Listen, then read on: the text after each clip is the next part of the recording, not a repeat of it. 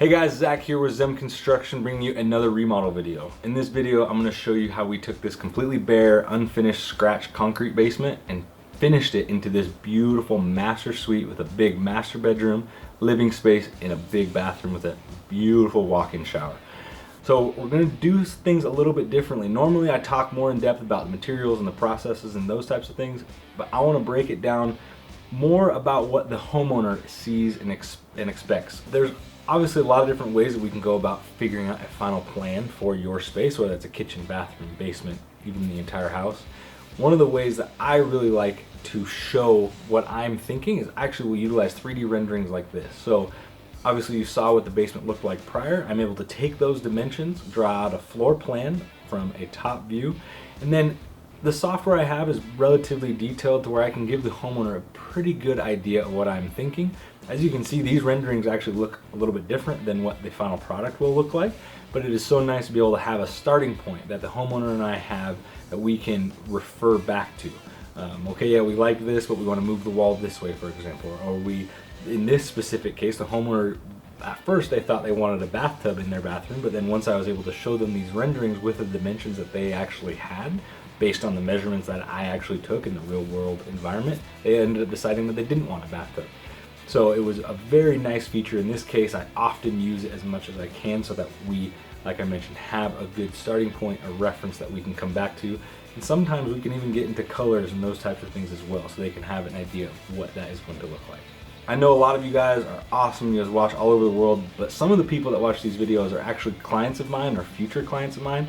So I want to show and tell a little bit about what to expect from the business aspect when you're working with ZEM Construction. Hope that makes sense.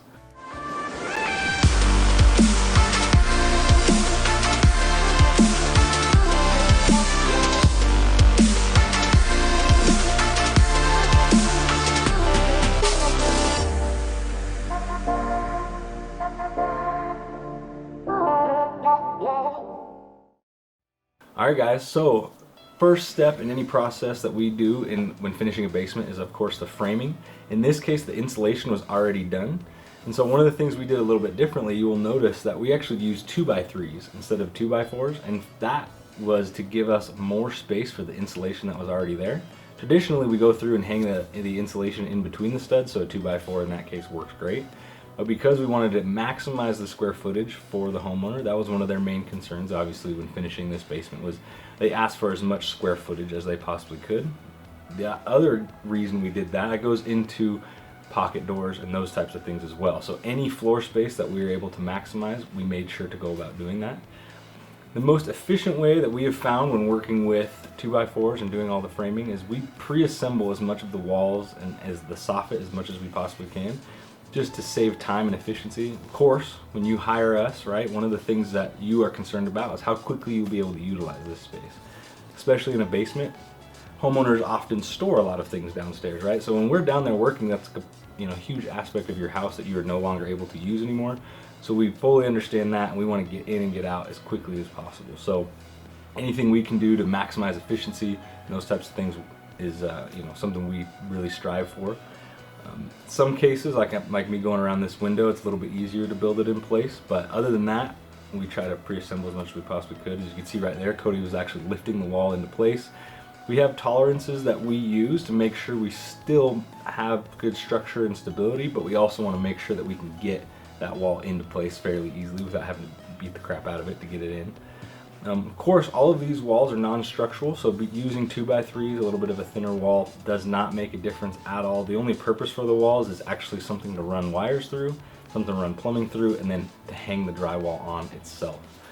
Like I mentioned earlier, as far as insulation, you need an R21 minimum insulation where we're from, up here in the Northwest. It may be different in your area, so of course if you are hiring a contractor outside of this area, make sure you talk to them and get those things figured out. So this doorway, as you can see right here, is a little bit wider than what you would traditionally see a doorway, and that is because we are actually going to be putting a pocket door here. So of course, pocket door, it's something to think about when you are wanting to have a pocket door. You can't do it in a wall that's fairly narrow. The wall needs to be over twice the width of the doorway that you want to put in. So for example, we did 32-inch doors throughout, so we had to have at least 64 inches of space in order to put that door in its spot. So we have that doorway right now, it looks really big, but once we put the pocket door framing and the hardware in place, it will make a lot more sense. So right here, we're actually building the back of the shampoo niche. Also, something really important to talk about with your contractor, storage once you're in a shower. And that is something that needs to be done at this point. If you don't bring it up with your contractor or us sooner, once the walls are sheeted, insulation, everything's done, it's really difficult to add shelving and shampoo niches and those types of things after the fact. So make sure that is planned out prior. Also, I'm a huge stickler for cleanliness, neatness, where the niche lines up with the grout lines of the tile. So the more time that someone like myself has to plan that out, the better. So right here, we're actually putting in all of the framing for the pocket door. So under this beam, the homeowner actually asked for 3 pocket doors, which, because of the spaces I was talking about earlier, takes up almost the entire width of the room. As you can see earlier, guys, I was cutting off the bottoms of those steel studs that we end up using for the pocket door framing. The reason I did that was because the steel beam that is actually structurally holding up the rest of the house obviously is a finite height. We're not going to mess with that height at all. And so in order to get all of the pocket doors to fit, we had to adjust those frames. Later in the video, you guys will see me make some adjustments to the doors themselves as well, but it'll all make sense once we get there. So one of the things that's really important, especially when finishing a basement, and really any room depending on where it is, but if there's a floor above or below, is soundproofing. There are endless ways that you can soundproof a room or a basement or any space. And of course, that comes with endless amount of money that goes into it. I think that the most efficient way about doing that is using what we call a rock wool insulation. That's actually a brand name that now we use to describe all of that type of insulation. It's like a wool product that you actually put up inside the joist. It dampens a lot of the sound. In other cases, we can really get into some things that like suspend the drywall from the actual studs as well, so you don't have that sound transfer going through the walls. Like I said, there's lots of options depending on how important it is. For example, if you have a YouTube studio, or you're a musician and you have playing music downstairs, you don't want all that noise traveling upstairs, as well as noise coming back down when you're trying to record. So I've mentioned this before in several of my videos, but how we build a shower is pretty important in how you go about doing this. This method that I'm actually using, I did explain it to the homeowner and went through all of the different options with him. I informed him that at this point, this video is several months old now, at this point in time, this was the method that I'm very familiar with, and it's called using a pre-slope and a 3-piece drain, red guard for waterproofing. That system has been around for years. It's tried and true. It's very, very widely used in the industry. Anyone doing tile or shower installations is going to be very familiar with it. It does get a bad rap, especially here on YouTube, because there are a lot more modern systems that work really well. But like I said, at this point in time, I wasn't super familiar with those other systems, so I didn't want to use something that I wasn't familiar with. Of course, my entire goal is to make and create a product as best as I possibly can to give the homeowner the best product I can. So we are doing a pre-slope right here in this process, but some of the other things and systems that I've used, of course, is Schluter, which I think is the most widely known shower waterproofing system. It's all the orange stuff. You ever see people putting tile up and there's a bunch of orange stuff all over the walls? That is called Schluter. That product works really well. My favorite, however, is a Tile Pro system. That's actually the most readily available system that my supplier uses. I love that system. It's very similar in a lot of ways, but also has its advantages and disadvantages. So something really important to discuss with your contractor, whether it's me or someone else, is waterproofing. If your contractor is hanging tile directly on drywall or Durock or some substrate that is not waterproof, it is really important that you discuss that with them and make sure that they are providing you a proper product. So one of the things that is obviously super important as a general contractor, there's a lot of things that I'm pretty good at, but I'm not excellent at everything. And like I mentioned, one of my goals is to, of course, produce the best product that I can for my clients, and sometimes that means bringing in a subcontractor. For example, as you can see here, drywall. So I can hang drywall, I can tape texture, mud, all that stuff. However, it is not something I do every day, not something I do all the time. So in this specific case, I like to bring in the drywall subcontractor. There's a lot of different trades that obviously need to be subcontracted out: electrical, plumbing, drywall. I use a painter as well. I don't use a flooring contractor because one of my employees has a lot of experience with flooring, so I utilize him in that way. And then I really enjoy the framing, tile, and finish carpentry aspects of the job. So every general contractor is going to be different. There are some out there that do absolutely nothing and they subcontract out everything, which that has its merits as well. However, that being said, I would ask and make sure that the contractor you're using has worked with the subcontractor they are bringing into your home before. It's okay if they haven't, but it's just something that you want to keep in mind. For me, I've been working with these drywall subcontractors for years now, and I enjoy them a lot. I think they produce an incredible product, and that's of course why I keep having them come back. But this is really nice for me because I know that I can trust them. I can bring them into your home, which is very obviously important to you, and I know that they are going to do the best they can. They're going to take care of your home. They're going to do their best at masking, taking care of the air quality, mess from sanding, all of that type of stuff. As you can see right here, we are getting ready to spray a primer. So the primer that I actually like to use is a PVA primer. I've mentioned this before in other videos, but I want to talk about why it's so important to me. The main reason that I use a PVA primer is actually a plastisol based product, and what it does is it soaks into the paper as well as the texture mud and the taping mud of all of the drywall products that we use. It actually hardens those surfaces.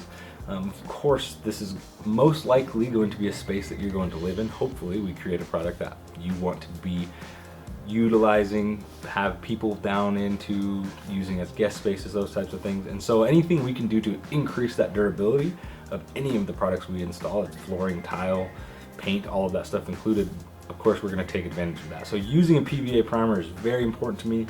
Again, it kind of goes back to that soft close hardware, as it's an insurance policy for me and my guys. Of course, we have a lot of things we're still installing, doors and trim, flooring, all of those things. And if that wall substrate is actually harder and more durable, that's going to make our lives easier too. If we do happen to ding something or bang something into the wall, that durability will allow us to keep working, get our job done even sooner. Here we are pulling up some of the masking, just another way that we try to be efficient, take care of those types of things, allow for us to move on to the next step more quickly. Of course, we're going to go through and vacuum all of that up, but now there's not texture, there's not mud all over the concrete. That flooring product, in this case we're going to be laying down a vapor barrier, is going to lay down just significantly easier, a lot better. We really take pride in how well Cody is at cleaning up subfloors. He, like I said before, he has done flooring in the past and has some things that he brought from his experience, and that is subfloor preparation is definitely one of his strengths. So I call the shop vac his magic wand, actually. It works really well. So this product that the homeowner picked out was actually a laminate flooring. There's a couple different ways that I go about utilizing products and figuring out what products to use in different jobs. So when working with a homeowner, or when I'm working with a homeowner, I have a little bit of a process that I like to go through in order to pick the finishes that are ultimately going to go in their home. For me, one of the most important things that I like to stick with is I want to use products and materials that are congruent to the rest of the house. When you are finishing your basement or remodeling a bathroom or kitchen or anything like that, the last thing I want is for that to not feel like it belongs in the house. Yes, there are some cases where the homeowner is planning on remodeling the entire house, and so it doesn't really matter what that specific space looks like. It's all going to match that eventually someday. Now, some of the ways we can do that is matching paint colors, matching flooring as close as we can. Sometimes we can find the exact product. That is great. Trim finishes, door shapes, all of those types of things we can most likely find something that's pretty close, or in some cases exactly the same. So the way that I like to go about finding those specific finishes is there's two different types of spectrums that I like to use. I'm going to use my hands here. So there's the person that knows exactly what they want. They're on Pinterest constantly. They have sometimes even the product names that they like, and those are great because then we can go and purchase those and get those installed into their house. I can also do good pricing estimates on those products themselves. The other end of the spectrum is somebody who knows nothing. They don't have any idea about colors. They don't have any experience with products. And I've worked with both ends of the spectrum and all the way through the middle. So I have lots of different ways that we can go about that. Like I said, if somebody who knows exactly what they want, of course, in some aspects, it's a little bit more simple. Someone who doesn't know what they want, I actually have designers and different suppliers that I use, and I can set up appointments with those people And it's actually their job to find the specific product that works really well in your house, and of course something that you are going to like and enjoy. Of course, every product is going to have its own recommendations from the manufacturer. This product, it did have a pad built into it, so it's going to be nice and soft, really good for soundproofing, but it did recommend that when installing over a concrete subfloor, so of course in the basement, that we use a vapor barrier. That is questions that can be asked when you are going over different products with your homeowner, is what the manufacturer recommends. Layout, different conditions, moisture conditions, where you are from, you know, the location of the actual flooring, where it's going, whether that's bathroom, kitchen, those types of things. But make sure you look into that type of stuff. This product, for example, is very water resistant, so it is allowed to go in a bathroom. However, it is not waterproof.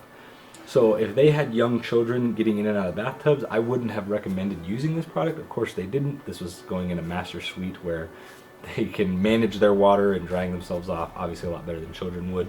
So I think this product will do just fine. I've mentioned this before. I have a certain method that I like to lay flooring in. There's a pattern that I like to use. The way my brain works, I'm way too systematic to just pull stuff out of the box and cut it and lay it down. I think you could run into some issues down the road. Also, when you're working with two guys like we are, or more, if both people are on the same page about the pattern that they are using, it makes life a lot easier. Again, getting into that efficiency.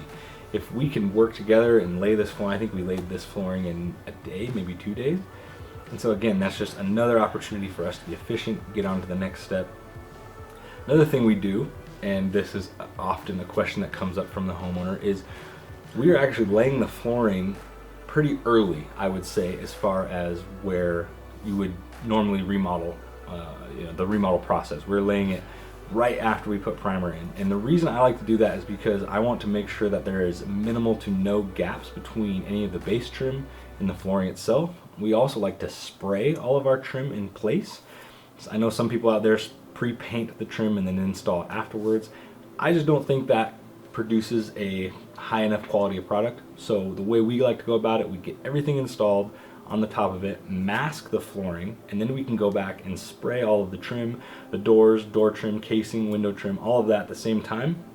And it allows for a much more uniform look that I think is significantly better than doing it in parts and pieces. Yes, it does add an extra step of having to mask the floor, but again, I think it's completely worth it. Also, when we are moving things in, cabinets, vanities, anything else like that, even furniture potentially, the flooring is already masked, and we use, of course, a really thick X-board product. It's a really thick cardboard that allows for dings and dents to take place. If we drop a tool, for example, or if we drag something across that cardboard, that's going to protect it significantly more than, of course, not doing anything at all. So again, another opportunity that we have to take care of the products that we're putting in place. Like I mentioned earlier, guys, any opportunity we have to plan things out, not only with the pattern, but where things are going to go.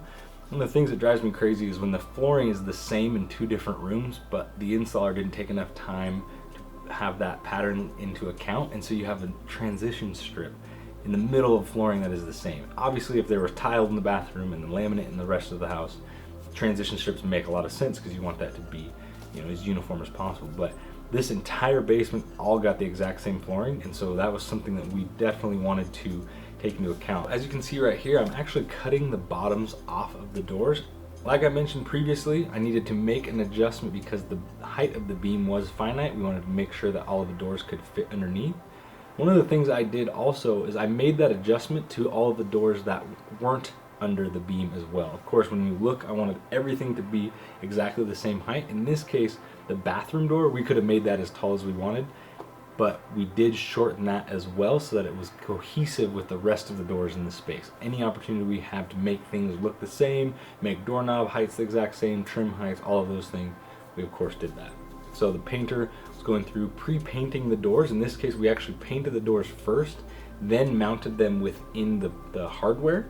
Then we were able to do the trim and go back and paint the trim later. So those doors were sprayed, of course, but we felt that it would be a lot better to pre-paint, install, and then do trim after that. So I'm putting on all of the door trim now. It's a little bit of a process here. I don't like to hide the edge of the door. I want it to just go right into the jamb and be as seamless as possible. So I'm using a lot of different methods to ensure that that reveal is perfect. Of course, shims is one of the great ways to do that. Shims, I think, is one of the best tools that a carpenter has at their disposal. So going through doing all of the casing around all of the doors, of course we got to do that first. After all the casing's in, now we can go through and do all of that baseboard. Like I mentioned earlier, the flooring is already installed, so we don't have to do any type of quarter round or shoe molding. I know in some parts of the country it's very common to have those things. Over here, it's hit or miss. Personally, if I'm the one installing the trim, I'm going to avoid using quarter round if I can. However, if the homeowner decides they want to put something over the top of this laminate someday, they totally could. They could put that right over next to it and then run a shoe molding or a quarter round around it, and it would look perfectly okay. In fact, I think they had some quarter round in other areas of the house. Not everywhere, so I was able to have that creative freedom and decide whether I wanted to do it or not. Of course, if they did have it everywhere, I would then replicate that in the basement. Like I said, they didn't, so I was able to choose for them in this case. Going through, getting all of the baseboard installed. Again, another subcontractor on site. This painter I've actually known for over 9 years now. I've worked with them in several different projects in different industries. I think they, again, do an incredible job. They were actually following behind me because they were on site. We felt it'd be efficient to have them there. There was a lot of painting, a lot of trim. Pre-painting the doors was another big one too. So he had all his tools in there, so we just obviously let him stay and kept working. One of the most common things that carpenters joke about is nailing baseboard to a pocket door. Of course, the pocket door is in the wall right there. So if you were just to use your 2.5-inch nails and run that baseboard, it would nail itself right at the pocket door, and that pocket door is stuck inside the wall. There's pictures all over, there's memes everywhere about how to keep a pocket door in, when obviously that is not the goal. So different things to keep in mind. Obviously you don't need to be checking on your contractor about all those types of things, but if you do see a bunch of putty holes in your pocket door, you will understand what happened. I like to use a CA glue on any of my outside corners. I think that allows for those corners, those miters, to stay closed over time. Of course, that is something that's really important to us, guys. We're not trying to just get in, get out, do something really quick. This is a space that will hopefully last 10, 20, 30, 100 years down the road. So anything we can do to allow for longevity in any of the products we use, we of course like to do that. So gluing those outside corners, there's no possible way those will split. But waterproofing systems in a shower, of course, is very crucial.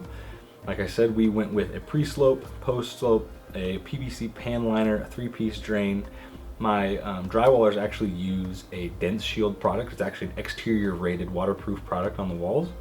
We like to go through and reinforce that waterproof product with a Red Guard. So this is a waterproof paintable membrane. Red Guard is a brand that I like to use. It's in stock at Home Depot. But there are other brands that have very, very similar products that accomplish the same task. The next thing that we like to do in order to further reinforce that waterproofness is using a fleece membrane. It is actually a fiberglass fleece. It comes in a roll, kind of looks like a roll of toilet paper, as you can see down there in the bottom right. And we will cut those and put those in anywhere that two planes meet. So inside corners, outside corners, where the wall meets the shower pan, basically the entire shampoo niche. And that allows that Red Guard, that waterproof membrane, to hold on to something, to have even more of a membrane. A lot of the newer systems, Schluter, Tile Pro, they all utilize something similar to this, where there is further reinforcement over all of the seams and the gaps.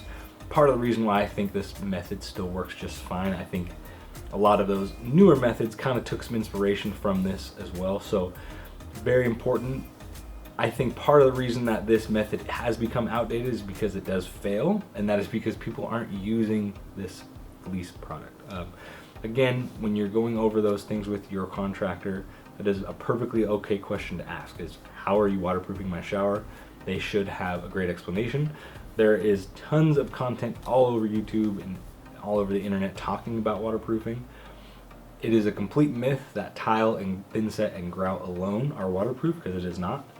So if they aren't planning on doing anything, I would highly recommend getting some type of waterproofing in, whether you install that yourself or ensure that they do. We're going through all the way around the curb. Any opportunity for water to get on the back side, the front side, we wanted to mitigate any water seepage as much as possible. Of course, any of the wood around the shower that was touching the concrete, because obviously concrete does have moisture, we use treated wood. It is actually designed to be in contact with the ground, with concrete. And then all of the seams, like I mentioned, got that fleece product. Everywhere else is getting 2 coats rolled on. Like I said, it's a paintable membrane, so we get to paint that on. We got 2 or 3 coats on all the surfaces, 3 coats plus the fleece in all of the corners. One of the things that some people ask often is, why didn't we waterproof all the way out? In that case, if you have water going that far and that plentiful outside the tile where the shower is, you have bigger issues that need to be resolved anyways, about shower doors, where your shower heads are facing, the height of those shower doors, those things. So we just do a nice waterproofing layer right up where the tile is going to go, not over that, because we don't want the paint to cover or be seen at all on the outside of the tile. So when installing a mosaic flooring like we are on the shower floor, there's a couple different ways that we can go about it. This way we just laid it out because it was relatively simple. The shower was square. Of course, we built those walls, so we had a really good idea of the dimensions of those.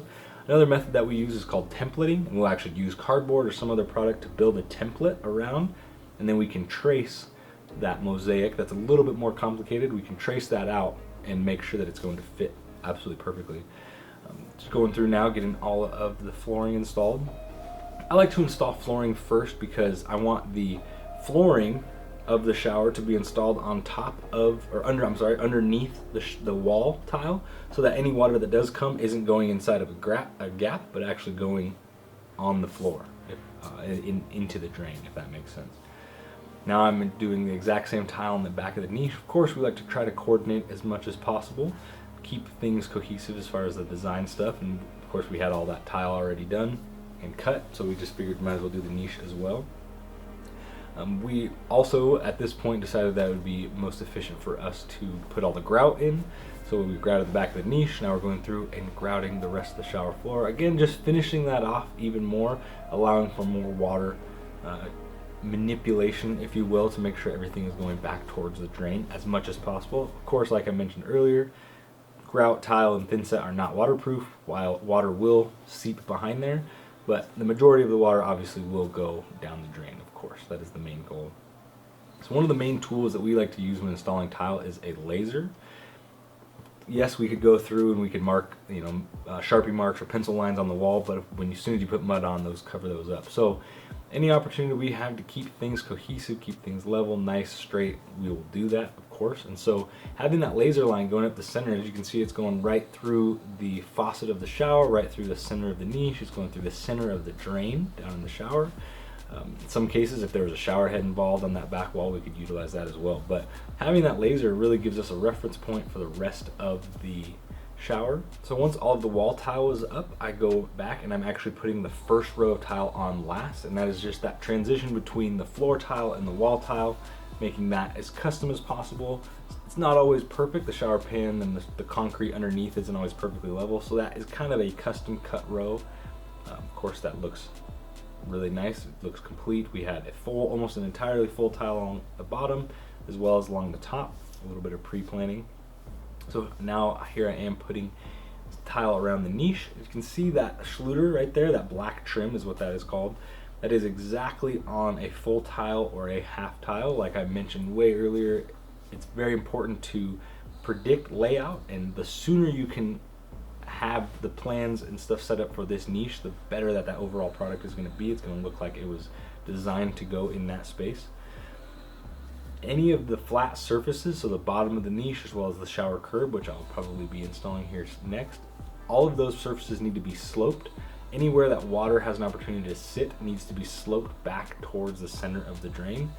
If there's an opportunity for water to stand or sit still, that is even more opportunity for water to seep through behind the waterproofing, potentially cause damage. If it wasn't waterproofed properly, it could cause tile to be chipped off the wall, break down thinset, grout, all of those types of things. So any flat surface, shower pan, top of the niche, bottom of the niche, top of the shower curb, all need to be sloped in. There's lots of different methods to do that.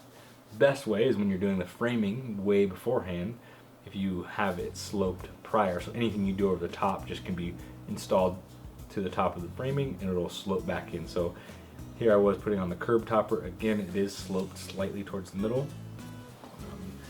General rule of thumb is 1/4 inch per foot. Getting all of that stuff installed, pulling up the masking. And after everything was installed, we were going through and grouting the entire shower. So one of the things that I really like to try to keep cohesive is the color of grout. So if you're gonna have multiple different colors or textures of tile, I would ensure that all of those tiles can use the same grout. So in this case, we had a matte black tile, a white subway tile on the walls, and then we used a really dark charcoal gray, which looked really good with both of those tiles. Obviously, it is possible to mix, match, and have different colors of grouts. However, if they're drastically different, for example, if you had a really dark charcoal gray on the walls and a white grout along the bottom, that is going to cause some difficulty when installing, and also as far as long term, if any of that grout, the color does fade over time, which obviously does happen. These are just stone products. If that does happen, it could seep into the white grout, cause graying, and now you have all sorts of different colors and issues. So like I said, any opportunity you have to keep things cohesive, use the same color. Make sure you're planning for those as much as possible. So with these nice big walk-in showers, we actually have several options. With this one, it was over 7 foot wide, and so I had given the idea to the homeowner that we just use a panel, a single panel, a screen, very high-end luxury. Some of the higher-end hotels have this, where it's just one big shower screen. You walk around. It is, the door and the opening is so far away from the water source itself, the chances of splashing a bunch of water out is very minimal. So I think in this case it worked really well. Obviously, if that isn't something you want, or if the shower is smaller, or potentially maybe there are more shower heads, there is other options that you have by having a hinge door, sliding glass door. Of course, those are things that you should be thinking about when, prior to having the homeowner or the contractor purchase all of the products. After we are done grouting, we're going through and caulking all of the inside seams. Again, like I said, our goal is to get as much of the water to go down the drain as possible. Not all of it is going to, but any opportunity that we have to manipulate that water and get that to go down, we will. So those inside corners, all of the surfaces of the niche are very vulnerable. So we use a color matched silicone caulk to go around all the inside corners, the base of the shower, all of those things, and of course a clear silicone around the glass. So here is a little bit of a shot of my painter. He's going through and rolling all the walls. He cuts everything in by hand, of course the ceiling and the walls. Another big important piece too is I really like having a different color between the ceiling and the walls. I think it just adds a little bit more luxury to the home. There's some cases where it's all the same color. I've been in a lot of spec homes where the builder is just trying to get in and out as quickly as possible, and they'll just spray all the same color everywhere. To me, it's just not as luxurious. For you though, it might be exactly what you're looking for. So of course, make sure you discuss those things with your contractor. So he cuts everything in by hand. Anywhere there's a flat surface, so like wall to trim, he puts some masking just to add a little bit more of a barrier. Makes his life a little bit easier, ours as well, so we don't have to go back and fix a bunch of trim.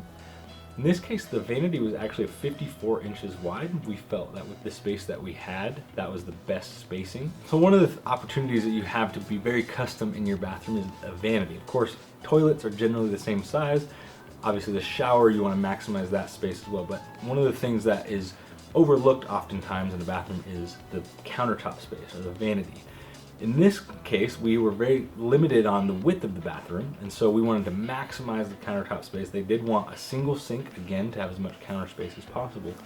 But in order to use all of the space and leaving room for the toilet, having a good sized shower, the vanity that fit there was 54 inches. Standard vanities that you could pick up from Home Depot or even suppliers are usually 60 inches, 48, 30, 24, 20, and then all the way down to 18 and 12, really small ones. So because this was slightly different sized, there wasn't a mirror that was readily available. So in this case, we wanted to build our own custom mirror so that it would look really nice over the top of the vanity. That was another thing that was important to the homeowner, like I said, the countertop space, and also a large mirror. So we, of course, like we said, wanted to maximize that. Yes, in some cases, we easily could have bought a 48-inch mirror, which was 6 inches, 3 inches on each side, not that big a deal. But because the homeowner made sure to inform me the importance of mirror size in our initial meeting, that was something that was in my brain the entire time. So I guess the moral of that is, if there is something that is important to you that needs to be addressed as soon as possible, if it's something down the road where maybe the contractor or myself even has purchased everything already, and you come in, we're installing a mirror, oh, I wanted a really big mirror. At that point, it's going to be a little bit more complicated to make that work. Obviously, everything, anything can be changed at any time. But like I said, if something's important to you, make sure that is addressed. Sometimes I've even had homeowners write lists of things that it doesn't go over everything. It's just, these are the important things. Now it's your job to take what we want and make it, beautiful, and add all of the rest of the things that you know how to do. The hardware that we used in this project was a soft close and open hardware. It's a much higher end pocket door. They actually have steel stud frame for all of the hardware. And the reason we went with the soft close and open is because the homeowner was really concerned about lighting, and they wanted to make sure that from the master bedroom into the living space there was light coming from that big egress window. So we did glass panel doors. They were frosted, of course, for privacy, but we wanted to make sure that that light could transition all the way through. So with the glass in the doors, we wanted to make sure that they closed softly and opened softly as well. I like to use a round pocket door hardware in this case. The most commonly used one is a square one where you actually cut out a big chunk of the door and install it that way. Personally, I don't think that looks as nice, especially if you have doorknobs or handles in the rest of the house. I think it just adds a whole new element that is completely unnecessary. So when I'm able to use these round doorknob like hardware, I like that a lot. Even on this one where we had two pocket doors sliding into each other, this product still works really well because we were able to put the receiver on the other door, so the doors are able to lock together, so they could actually have that privacy in their bedroom, of course, and to lock that out. So here we are assembling the cabinet. So in this case, this was a custom width, like I mentioned earlier. So it was actually a 3-piece cabinet. A lot of the time that works really well, especially if you have much larger master bathrooms. You can really get fully customizable on the widths. Not to say that getting a pre-made vanity isn't bad either. Sometimes those ones are beautiful and they work really well, especially if you have some in the rest of your house. It just really depends on the overall goal that you're going for. Like I mentioned before, countertop space was very important to them, so we did everything we could to maximize that. Storage was also really important. They wanted to utilize drawers more than they did cupboards. Drawers are great for storing toothbrushes and those types of things, but we did have a cabinet in the middle so that we could have all that sink hardware going through. So after most of the finishes are done, we're going through and putting in the plumbing fixtures. Again, this was an aspect of the project that was important to the homeowners. So they actually provided me pictures of what they like specifically. So I was able to take those pictures, find the exact product. Same with the light fixture that I'm installing now. Those two things were very important to them. So it made my life super easy. I was actually able to do a reverse Google image search, found the exact supplier that had those products, ordered those. Some cases the homeowner doesn't really care and they just want everything to match. And so that also is really nice for me because then I can get a faucet, shower fixtures, light fixtures, all of those that just match really well. Sometimes they're even sold in package units. So of course those things are going to be cohesive. Countertop, they didn't know what they wanted, so this was a great opportunity for them to go meet with my supplier. So they were able to walk through the showroom with her, pick out exactly what they wanted. I sent them with the hardware, so they were actually able to hold the hardware on the different samples within that space and use and pick out the best product for them. And of course, I think it turned out beautiful. So pulled all of the masking up, doing the final cleaning and sweeping to get everything done. We do like to have everything clean at the end of a project, of course, so that you get a full-on fresh start, exactly how you're going to want it to be done once everything is finished. Alright guys, so after everything gets cleaned up, of course there's the final reveal, but I want to show you real quickly what we started with, what we came down. As you can see, there was tons of just concrete everywhere. The homeowner did utilize the space for a little bit of an office and some storage, but there was no flooring, no walls, no any of that. We even had to update some of the HVAC to make sure we had proper airflow down there as well. And now into this beautiful space here, we have a huge space for living. There, of course, they hung a TV right where all the outlets and stuff go. They moved the bed downstairs right away. Throughout the project, they were actually talking about staying in the master bedroom upstairs and then having the downstairs be like the guest room area. As soon as we were done, they actually decided that they were going to live down there, which of course makes me really happy that we kind of won the battle of which space that they are going to choose. I would love to know if this was informative to you, a little bit of a different aspect as far as what we do and why we do it, kind of talking about the homeowner stuff. I hope that is helpful when you are deciding, what the steps you're going to take in your next project. And if you guys really like this type of stuff, please let us know. Just drop us a like. We have a ton of content coming your way as far as other remodels, different things similar to this. Also a couple of things that are a little bit different that we have in the works. So really appreciate if you guys subscribe, hit that notification bell, of course, too. Thanks so much for watching. We'll talk to you guys later.